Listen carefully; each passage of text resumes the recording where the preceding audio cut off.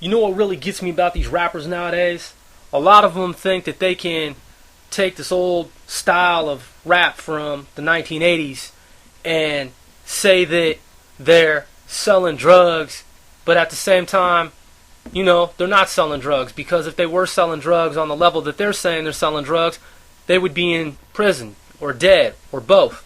And you know they're not selling kilograms. If they're on TV, they're on the radio, and they're talking about they're selling drugs of epic proportions. Come on, man, if it's a brand name rapper, if it's one of these weak, watered down rappers who you and I both know, we don't need to say any names because we all know who they are. Come on, man, you can't be on TV talking about you're selling drugs and kilos and all these different things in these quantities that you're talking about and not be dead and or in jail, prison for the rest of your life.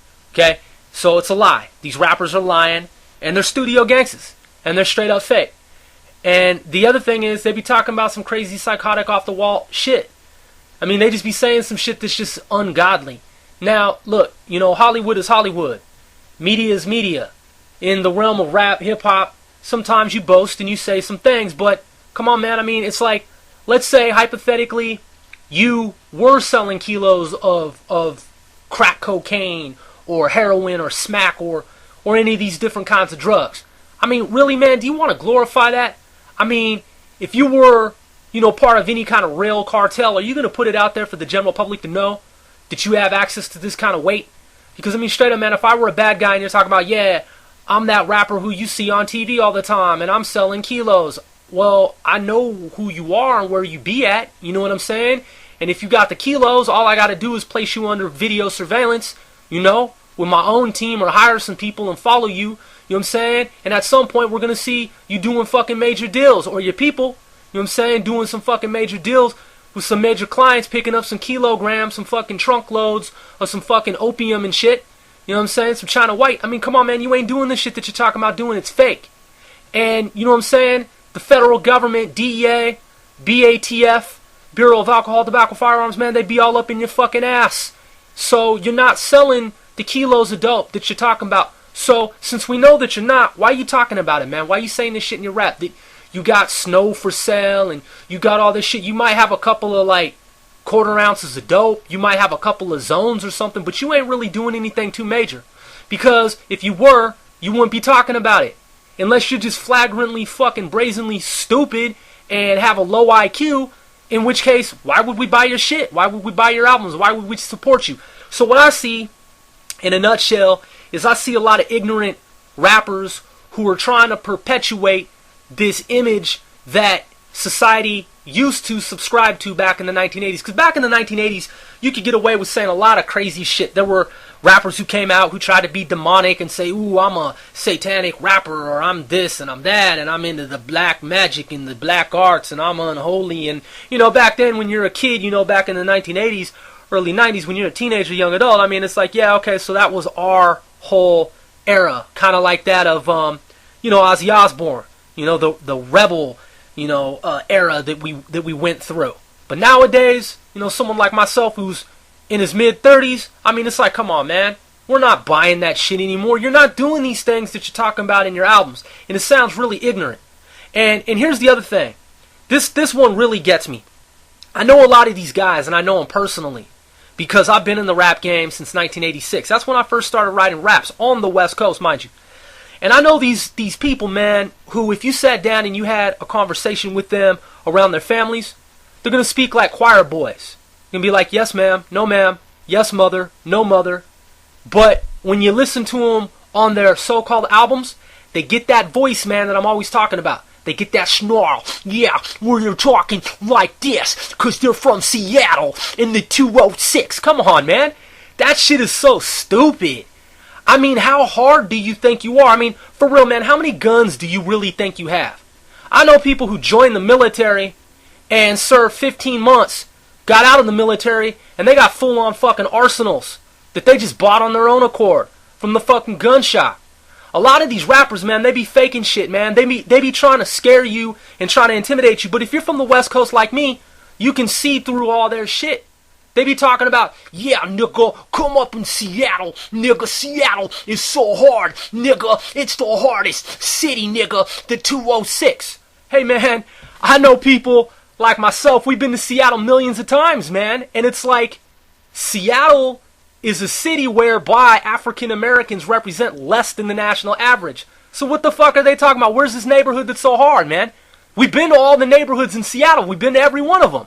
I know people, look, aside from haters, aside from anybody who would tell you anything to the contrary, I know people in every fucking neighborhood in Seattle. Every major neighborhood. High Point, West Seattle. I could call up people right there right now. You know what I'm saying? Have them on the phone, do an interview with you. I signed artists from Seattle. That's what a lot of these haters don't seem to understand. I put artists from Seattle on the November 12 project. I debuted a lot of these artists. I started recording music in the Central District of Seattle when niggas was coming up from Tacoma. I held my very first MAC-10 handgun, sidearm, firearm, semi-automatic handgun in the district, in Seattle, in the CD. And a lot of these niggas that are talking hard, they're not my age. They're younger than me. And they weren't out on the streets when I was out on the streets, because I know these niggas and I know how fake they are. And if you're from outside of the region and you're listening to their shit, they got you fooled, man. I know these dudes. I know these fucking, some of these rappers from Seattle who you think are hardcore because you listen to their albums. I know who they are. And I know exactly where they were working when they were working at furniture stores and burger joints and fucking dry cleaners and shit, trying to be gang members. And they had no affiliation, and I looked at them, I'm like, oh, this dude's wearing blue. This dude's got blue shoelaces and shit. He got a blue hat, blue this, blue that, blue this, blue that. And I know he's not in a gang, because he's a sucker from the suburbs of North Seattle. And he's recording out of studios in North Seattle.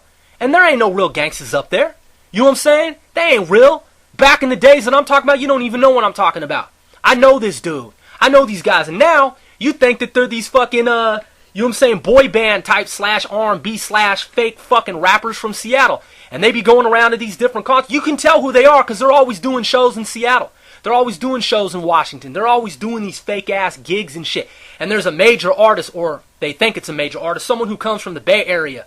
And then they're like, yeah, you're going to come to our show, man? Yeah, we're doing a show. You know, such and such is going to be there. And it's like, big whoop-de fucking do. You ain't done nothing but these shows in Seattle.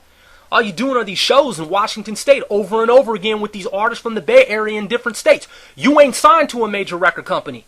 That's how they fake you out, man, or they try to fake you out, is they do these shows, and then they got these headliners on the fucking little show that they do, and the artist never says, hey, man, you're so fresh, man, you little Washington suburb wankster, I'm going to sign you to my music troupe, and here you go, you're going to roll with us, you're going to roll off into the sunset. It never happens, man. You can always tell who the wanksters are because they stay in their state, and they stay steady doing the fucking fake-ass shit that they've always been doing in that state. And they never get signed to major record companies. And they're always headlining and opening for these different artists and shit. But themselves, they ain't shit. And I know these kids. And I'm always hearing this shit. Hey, man, you know such and such from the state of Washington's really got it going on. And I'm like, oh, for real? That nigga's pushing 40 years old and he ain't done shit. You know what I'm saying? Or that nigga's pushing 30, mid-30s and shit. That motherfucker ain't done shit. Who the fuck you trying to fucking fool, man? Who you trying to kid? I know all those dudes. Every one of those artists who you see who you think's new, man, come on, man. I got the intel on all these dudes. I know them personally. And ain't nobody fucking impressing me coming from out of that area. If they're not signed to my label, or I'm not in some kind of alliance with them, some kind of coalition. Because look, man, I know Bloods, Crips. I know GDs and Vice Lords. I know 13s and 14s, and I know the real McCoys. You know what I'm saying? And I also know these fake-ass busters on the sidelines. You always hear about him. Yeah, you know, such and such is from Seattle, and he's doing these shows. So fucking what? He's a punk. You know what I'm saying? He ain't shit. He ain't no cool rapper MC. He's a fake-ass kid from the suburbs who put on a mask, and now he's like, yeah, I did a concert with this dude, or, you know, this artist, and all this shit. And it's like, man, fuck that punk, man. Fuck all those rappers out there, man, who be faking that shit, who always be doing that shit that you always hear about. Fuck each and every one of them, man. Don't even bring their names my way. You know, such and such is doing some shit out and what? No, man, he ain't doing shit. He's never done shit. And you know exactly who the fuck I'm talking about. I've been alluding to this shit for years. Y'all know each and every one of these fucking busters, lame Mark-ass, Jake MC, fucking fake, phony scumbags.